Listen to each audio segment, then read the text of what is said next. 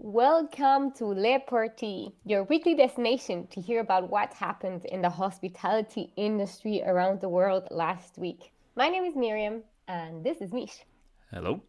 What we do is basically dig through hundreds of different newspapers and media sources and compile it for you so you don't have to waste that time. We also keep you updated on global events, what's up in academia, and what softwares are currently changing the industry. Yes, and we do that while providing you sources for all of the things we look up. However, we'll do give our own opinion once in a while. Alright, let's dig right in and share our opinions. Let's do that. So, Miriam, it's week 2 of this wonderful year. I assume you're feeling great. Why do you assume that? Yes, I do. But I mean, what do uh, you assume that? it's the beginning of the year. We all had a mini holiday, right? People usually feel good about that after at It's least. true.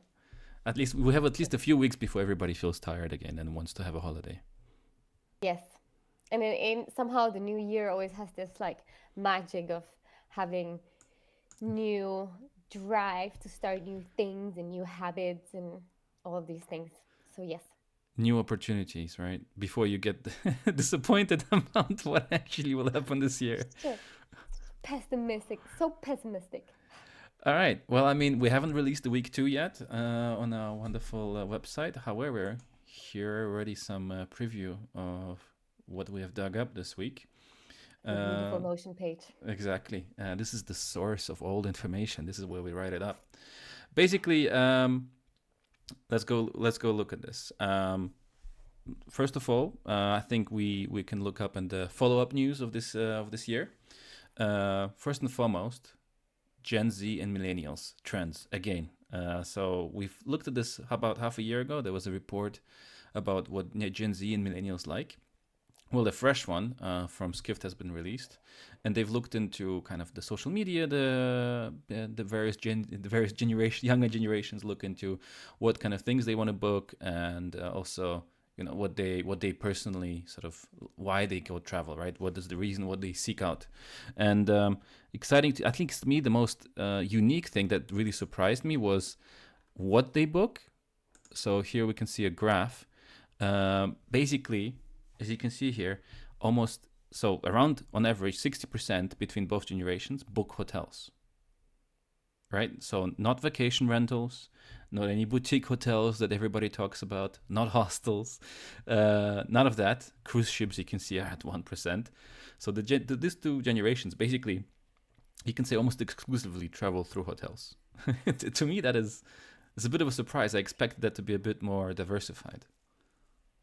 As well, I thought Airbnb would be higher up, hostels would be higher up. But I guess it also like it maybe has to do with the supply. I think everybody. While everybody talks a lot about Airbnbs, everybody talks a lot about this new generation type of stays and how amazing they are. If you actually look at the simplistic sort of the basic numbers of the actual volume of guests, on all fronts, Airbnb is way lower than Booking. I don't remember the exact numbers, but we looked in them a few weeks ago. Hostels are a very minor set of offerings as of now, and other things like resorts and boutique hotels are still quite a small segment. So the majority of people still stay in hotels, right? There's a lot of talk Mm. about alternative stays, but in the end, it's all just hotels, to be honest. Uh, That's an interesting finding. Something new in one of these reports talking about what millennials and Gen Z do and how they book. yep. That's an interesting follow-up So fact. then there's the sort of more obvious facts, like facts. The survey results. About 20% of them use social media. So the number one social media used across those generations, Instagram. Right. So they don't go Yeah. on. They don't buy newspapers, unfortunately, or not as much. They don't go on Facebook. They go on Instagram. The next They one don't is buy off TikTok? no. Well, TikTok wasn't actually there yet as high up. We can look at the graph later, but basically the second one is YouTube. So the top two are Instagram and YouTube, right? Second one is YouTube. Yep, yep. It is a social media, right? So that's where people go. Video Ah, content. get it. Yep. Cool. It's free, right? So not everybody has Netflix. So This is where you Okay. can get those wonderful generations and try to convince them to stay in your beautiful property. Yes. But if you're a I do hotel, wish. if you're not a hotel, well, probably not. Sorry. So yeah, I mean it's a pretty simple piece of news, and It is. if you want to pick up on the source, go to our website, and the link is provided there, and there's a few more details about what these people like, what they do. Right, for example, one of the number one listed reason why they travel is adventure and outdoor activities. I feel like people who go to the most people go to the beach and stay there for a week. It doesn't I was sound. just gonna say, what kind of survey was that? Which Yeah, maybe the segment was, but at least maybe that's the perception of the people that they go on an adventure, they're like, I'm going. I mean, drinking at the beach can be an adventure for certain people, I guess. Yeah, I hate. make sure you stay safe, right? That kind of adventure. There's a lot that can happen in Mallorca on the beach. Well, So, yeah, yeah, all yeah, right, I think it's time to move on. Let's correct. move on to our next kind of follow-up news, which is I always love that one. So as you remember last year, Choice Hotels wanted to buy Wyndham. Mm. Wyndham didn't want to be bought. Now Wyndham kind of started an antitrust dispute against Choice, meaning right a claim of anti-competitive business practices. They're saying that buying. So Wyndham says that the purchase that Choice wanted to make of their property is not a good business practice or exactly. And in the article, you can find the presentation that Wyndham has made, and Mm-hmm. then kind of the debate of why Choice says that their claim that it's not competitive is not real. It really goes into detail and like STR data and how they're kind of uh, how they're positioned and why they're not competitive, blah blah blah blah blah. So if you're really interested, you can go into details. Is there something particular that you saw, Mish, that you thought was particularly interesting?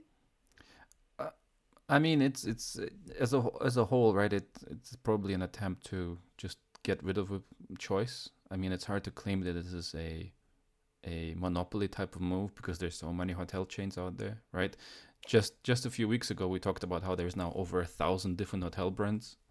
So, but on that note, Yeah. Choice is one of the biggest hotel chains in the world, and I find it actually good to ban them from buying new brands. But then again, that should be applied to all hotel chains. Why should it be started at Choice? Choice is not the number one hotel chain in the world at the moment, at least, right? So, Yeah. I mean, these are the biggest, I guess, franchise givers in that sense, right? Choice and Wyndham. They're not operating themselves, they're mainly giving franchises. And in that sense, could be comparable. So, yeah, if you're into that dispute, there are many, many details that you can find in the article.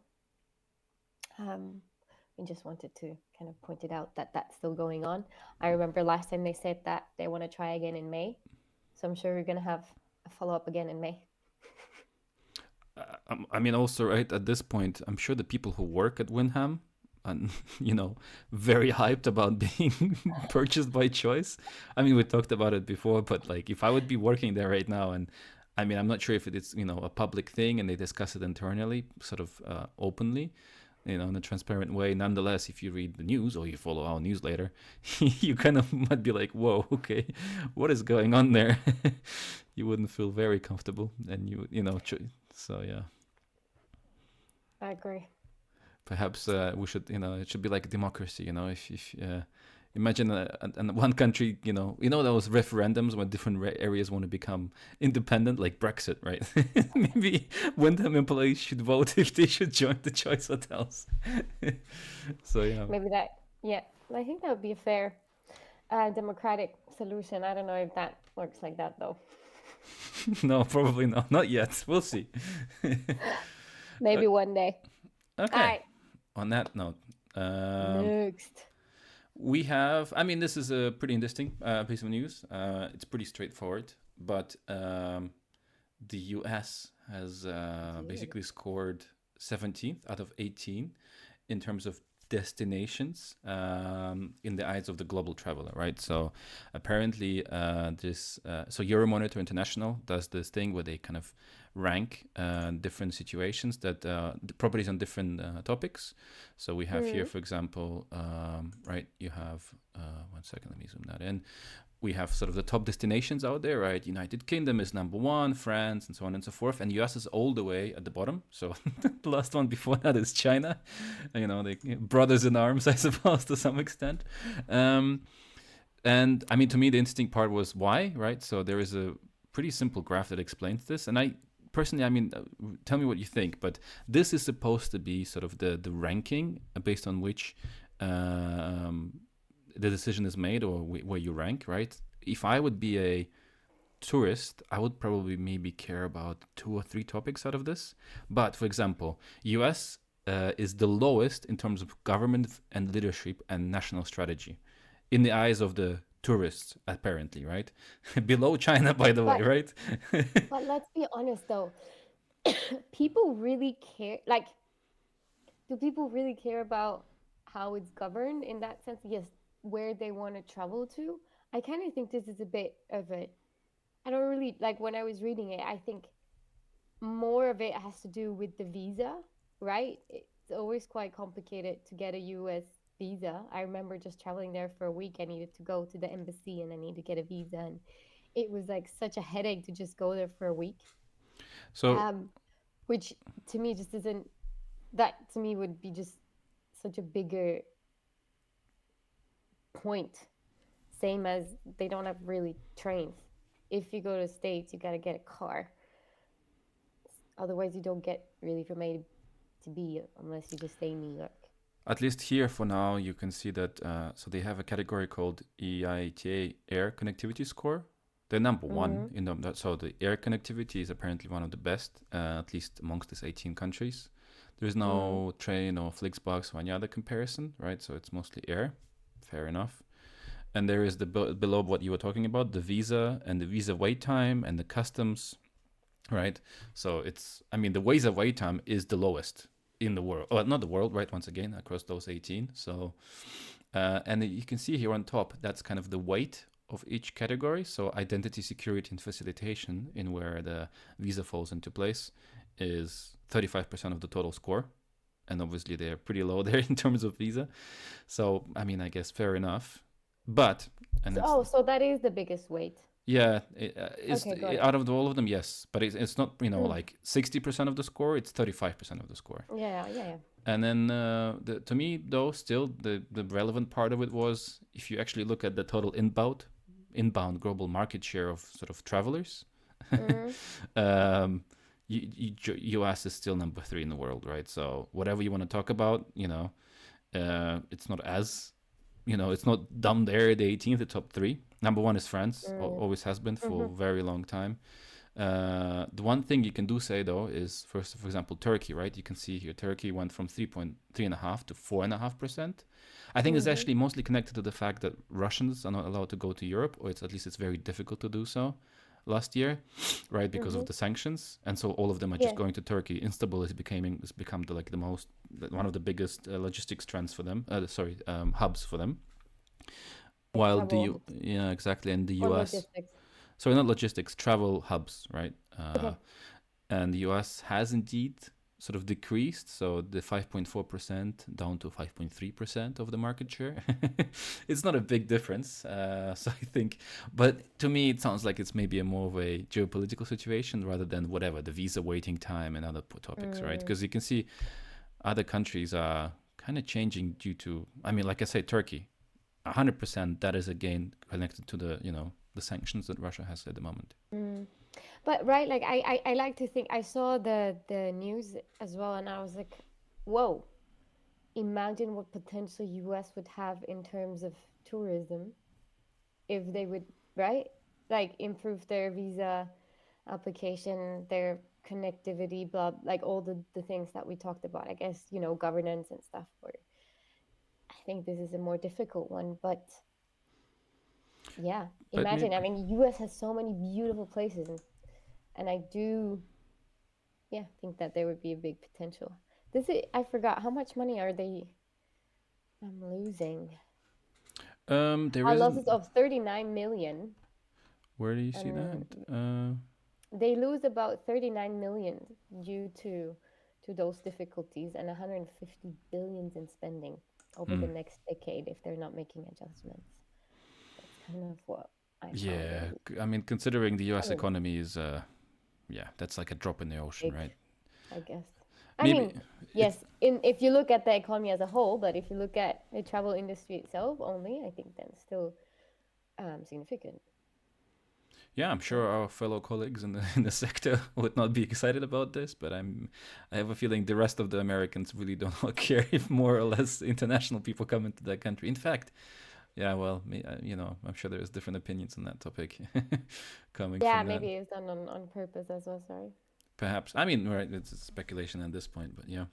So yeah, I mean, for those who are interested, the report goes into details about other countries, right? But it's interesting how geopolitics is definitely influencing this whole situation there. Mm, And yeah, make your sure. visas simple. Yes, I would go to the States more. Well, not me, but yes. I would definitely. I love it. But honestly, I remember having to go and get that visa. I was just kind of like, why? Maybe because I wanted to fly to Mexico after. I don't know. But as anyway, as a German let's move on. citizen, I think you just have to inform them and then you go. You don't even need a visa. It's quite straightforward. You need to have a there. Anyway, let's Doesn't move on. matter. Yeah. All right. What other things would we like to talk about? I mean, do you have anything in mind that you find most interesting? Uh, you had the first one that I thought which was super cool, but we can speak about the Maldives losing 10% of its travelers due to an Instagram post. But Or but I mean, right? When I was reading the news that you listed there, right? I found it yes. quite also. Well, yeah. Just keep going. Please enlighten us. What's going on there? Anyway, so the Maldives has been depending quite highly on Indian tourism, tourists from India, and there was the prime minister was on holiday. I cannot say the word of the place. Laksha Habib. Oh my god. Oh my god. Yeah, whatever, Miriam. It's okay. I'm sure a lot Oh, of people from there cannot say the name of your village. So that's true. Anyway, I suck at that. I'm sorry. I apologize in advance. But anyway, he was there on holiday and promoted this place. And Maldives official made posts on, I don't know which social media exactly, kind of negative ones because they were afraid that he was moving tourism away from the Maldives to that place, which I cannot say. And immediately after, Indian travelers have started to boycott the Maldives, which has resulted in a 40% drop in bookings over the last 2 days, which I think is enormous um, for a dispute like that. I mean, I think there are more geopolitical challenges between India and the Maldives, right? That was not the only one, but I found it very, very interesting that uh, that was an outcome of it. What do you think, Mish? I mean, right? If you um, the Maldives kind of have brought it on themselves, though, right? I think this is actually a response because the current president actually campaigned on a slogan called "India Out," Yes, I read that as well. Exactly. which is just ridiculous. If you're, I mean, that's why we listed it here, right? The Yes. GDP of Maldives, 30% of it is tourism. 30%. Yeah. And campaigning on anybody out or in is just such a self-defeating. 380 million of income per year from the Maldives come from Indian tourism. Gone, with the jobs Goodbye. and all the other wonderful things. I mean, that could be also the topic. I'm not sure what the political situation is in there. Maybe people are Mm. unhappy with Indian travelers, but nonetheless, right? When Catalonia, right, protests tourism and Barcelona wants to kick out tourists, fair enough to them, right? The economy is not 100% dependent, not 100%, right? But the GDP section of Barcelona that consists of tourism is way lower than 30%, right? So basically, every third person that works in Maldives is dependent on tourism, Tourism. right? So it's a slightly different situation here, and so Prime Minister Modi is basically just advertising internal travel, which is a great thing Which for them. makes, of course, Yeah. it makes a lot of sense. No, but yeah, I've also read that Maldives is trying to kind of shift their focus away from India to China, Yeah. um, in that sense. But As we put it, right, wrong bet because Chinese travelers still haven't come back in this year, right? So basically, they ended up with nothing. I've kind of skipped that piece of news, to be honest. I was like, we've talked about that so many times already. But in this context, it's pretty relevant, right? As a Yeah, destination, you should be trying to be welcoming for everyone. You could be maybe attracting some people more than others, but you shouldn't tell totally people, agree. unless you're Amsterdam and you make advertisements that basically state get well get out of our get out of our city and don't come back, and you will get arrested, right? Where you're completely overloaded with tourism. But in this situation, Yeah, it's a very different but context. but Nish, I also find it super interesting that it has such a big reaction, right? Social media posts. I mean, it was a comment underneath a post on X, I think. Yep. Yes, correct. So, But the Prime Minister Modi, right? He basically made a few posts about the location, right? And I feel like I don't think that was the root cause of it, right? That was the thing that kind of tipped it over, yeah, maybe. So okay. Yeah. But yeah, I guess it kind of shows as well that it's quite important on what you write on social media. best practices, eh?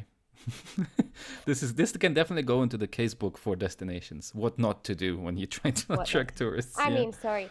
Also, having a campaign India out, it just really. Okay. Next piece of news. I mean, this is it's pretty straightforward, but basically we saw two reports coming out at the same time. Maybe they're trying to compete, I'm not sure.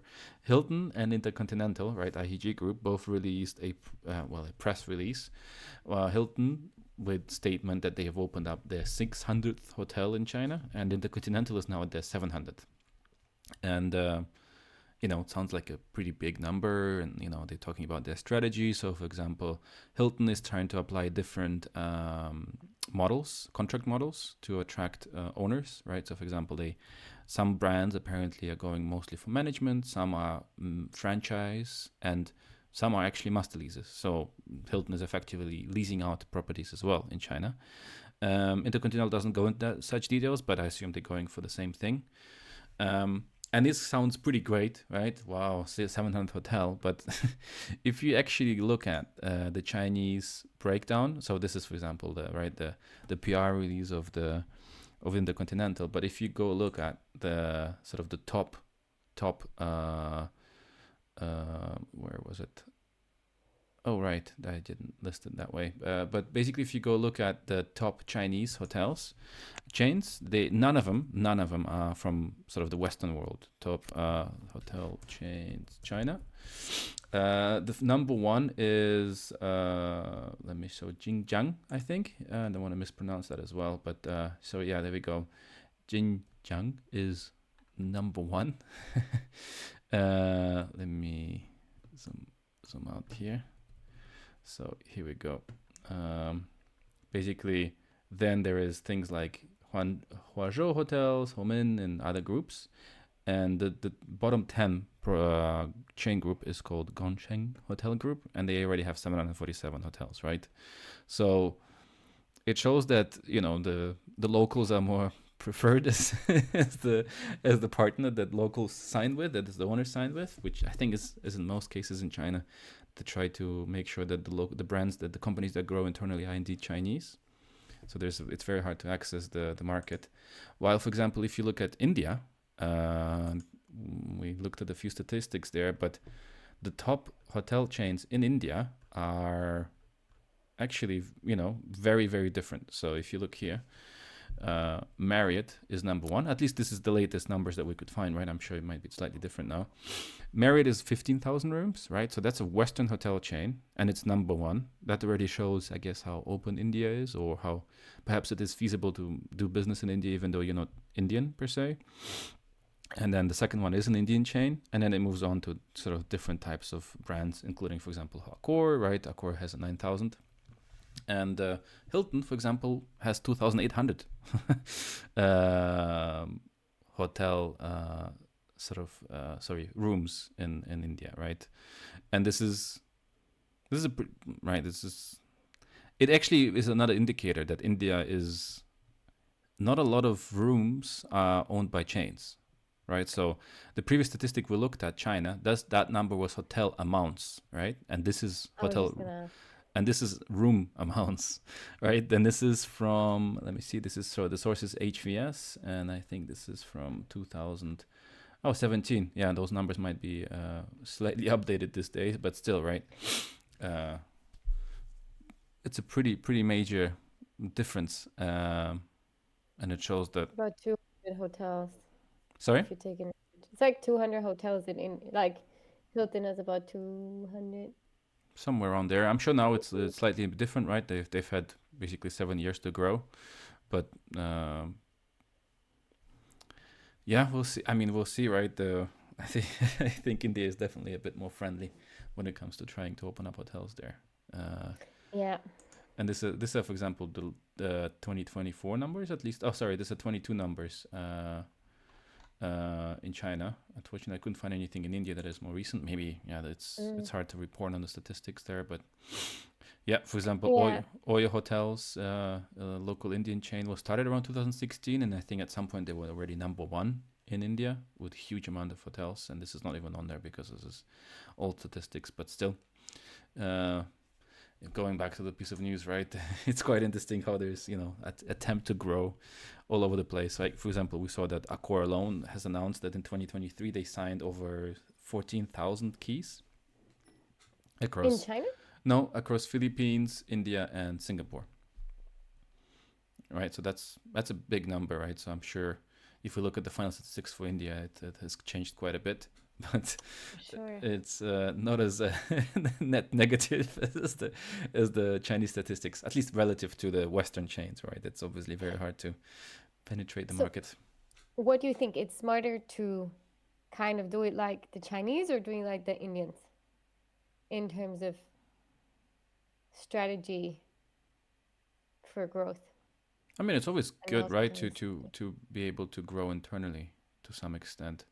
But I mean, those kind of numbers, right? When you look at the top 10 hotel chains, and none of them are from US or Europe, I think to me that's indicative of perhaps, right, maybe slightly unfair disadvantages towards the Western partners, right? I remember when I was there, all the Westerners who were hotel managers there were basically being kicked out, and the visas were not being continued. Not because of the hotel chains themselves, but because China said we have internal staff, internal people who are trained and can do the job. So why should we continue your visa? Which is absolutely fair enough, right? But then also there is the element of best practices and sort of, I mean, the benefit of having a multitude of different competitors, right? That benefits the actual end customer. And if you protect your market and you try to only have sort of the locals do things, it might be good for those companies, but it perhaps is not the best for the actual consumers in the end, right? Because Mm. there might be unfair practices going on, or sort of price control or things like that, right? When somebody comes in from France, right, say, right, they try to probably bring the prices down to compete with you, and also you can learn from them, right, at the same time. In this case, it's not as open, right? So positives and negatives, I suppose. Yep. I mean, I. definitely negative is when you have country like France and basically there's one player and this player owns everyone, and I don't know who that player is, right? But Take a big guess. I mean, also, right, it's kind of a similar strategy. It's just different in a different way. It's just one public company and not the government. I mean, I'm sure they have good ties as well, but it's just a different, it's similar strategy. to some extent, yeah. I mean, Germany, for example, right, doesn't have any hotel brands that are, let's say, in thousands of different hotel owns. Like, Yeah. there's other companies that from outside of Germany that have more hotels in Germany than, for example, Motel One, right, which is a Mm-hmm. German only, not German sort of internal hotel brand, right? So I mean, yes, I don't know exactly the statistics, but still, right? If we say, let's say, there are lots of Accor hotels, even in Germany, they're still not owned by Accor, right? So actually, kind of the Well, hotel might still be owned by German companies, but run by. I'm just saying. right. I mean, it's obviously right, but this is the case everywhere, right? There's Yeah, developers yeah, and yeah. owners, but the end time the operators are the ones who give the most jobs, Yeah. right? The investment Yes, group yes. has a lot less employees than, let's say, a local operator, right? That has to hire several people per property usually, right? So, Yeah. okay. I mean, on that piece of news, what do you have for us? Do you have anything you would like to in? I mean, it's just a quick one about how the different hotel chains are planning to provide to the demand in the middle class. I kind of took this out because somehow in my head, I don't know why, but I always thought that the middle class was shrinking. And I don't know why, whether it was the news that I was reading or whatever happened, but actually, in general, the middle class is growing. Um, it, it says that 700 million people will join the middle class by 2030, um, which somehow I didn't think, somehow I thought it was shrinking. And then I was wondering, how it's representing about 45%, I think, of people are middle class. And then they have kind of lower middle class, and they define it people who make 11 to 50 dollars per day. And then you have upper middle class earning 51 to 110 euros per day.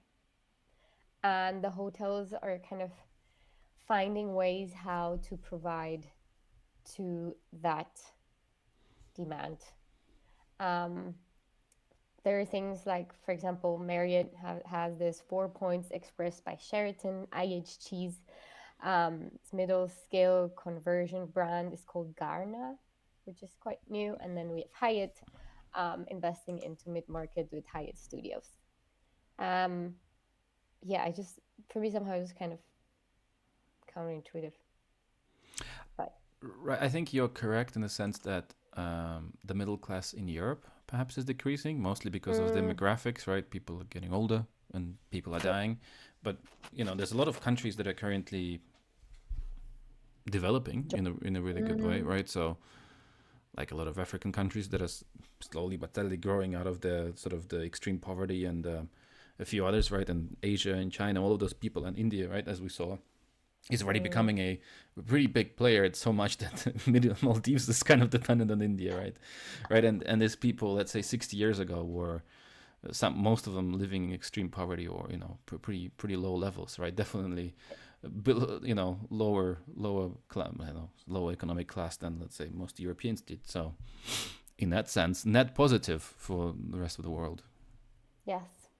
So also because, right, I was kind of wondering why they would kind of further expand the middle class hospitality, kind of the mid range, because I felt it would go more into either luxury, because yeah, people who have a lot of money will always keep traveling. It's kind of like hedging your risk. But then you also, I thought because we have an economic downturn a little bit, um, the economic sector would be growing. But maybe you're absolutely right. Maybe in my head, I have it more focused on Europe or Germany and the situation right now. But globally, um, it is different.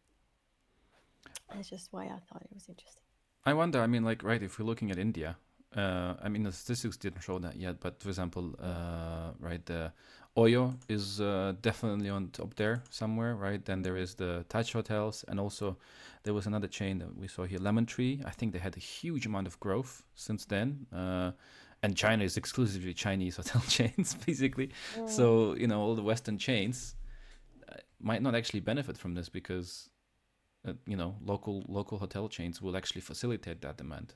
Unless you go to Okay. Europe, right? I think it's probably more difficult for Chinese hotel chains to grow in Europe. I know Oyo didn't work out well for them in Europe either, right? Um, but given those population trends are actually not in Europe or US, at least mostly, Mm.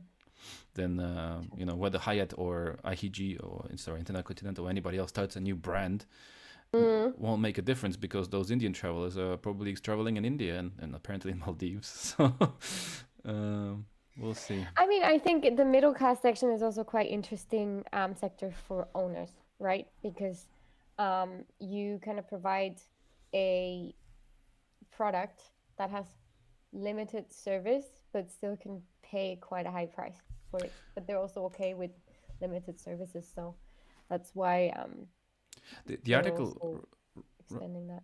right? The article was going into how usually the middle class, sort of middle scale properties are not as profitable, right? Because Mm, there's the low scale like ibis type properties that are sort of one person per 10 guests, right? And then there's the upper scale properties with huge margins because they charge 1,000 euros per room.